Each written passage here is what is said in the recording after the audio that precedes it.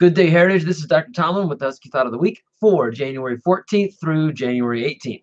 I want to thank everyone for listening up during the grade level assemblies last week, and even more importantly, following through with your actions and words afterwards. It's one thing to sit in the bleachers and pay attention. That's easy. The most critical part is how you pay it forward and make our school a great place to live, learn, and grow every single day. And for anyone who wants to steer us away from that goal, either get it together and join the positive cause or get out of the way. All right. So, with that in mind, let's first remember that the word of the month in January is attitude. So, what kind of attitude do you have every day? And what kind of attitude does a leader have?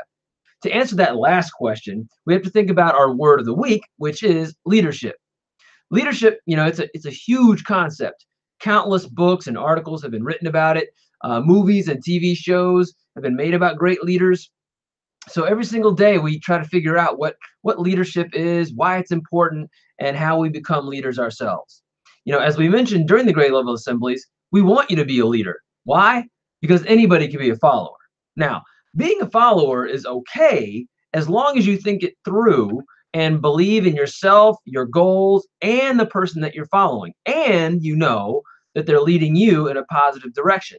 For instance, I'll always be a follower of my dad. All right. So I see him as a leader through his positive example and his leadership. It doesn't mean that I just follow him blindly. I still question him sometimes, but I always respect him and I know that he's got a positive plan in his mind and in his heart. Other times, being a follower can be a negative choice. Like when you follow someone without really thinking it through, without knowing exactly where they're going to lead you, and without really considering your own goals.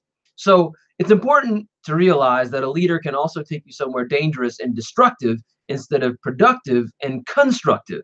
So, how do we determine if someone is a good leader or a bad one? It's not that easy to do, all right? But there are certain qualities that you should look for in a leader. So, here are just a few.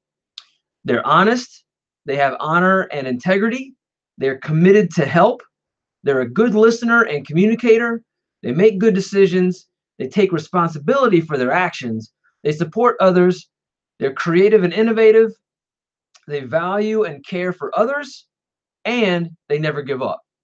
Again, these are just a few of the qualities that define leadership for me. So, how do you define leadership? And what qualities does a great leader have in your opinion? All right. So, as you think about these questions, consider this quote from a guy named Harold Janine. He said, leadership is practiced not so much in words as in attitude and in actions. So, why is that quote particularly important as you think about and discuss leadership? Because I think we need to pay attention to actions, not just words. There are some people who say that they're positive leaders and they say positive sounding things, but they don't actually make positive decisions or support us in positive ways.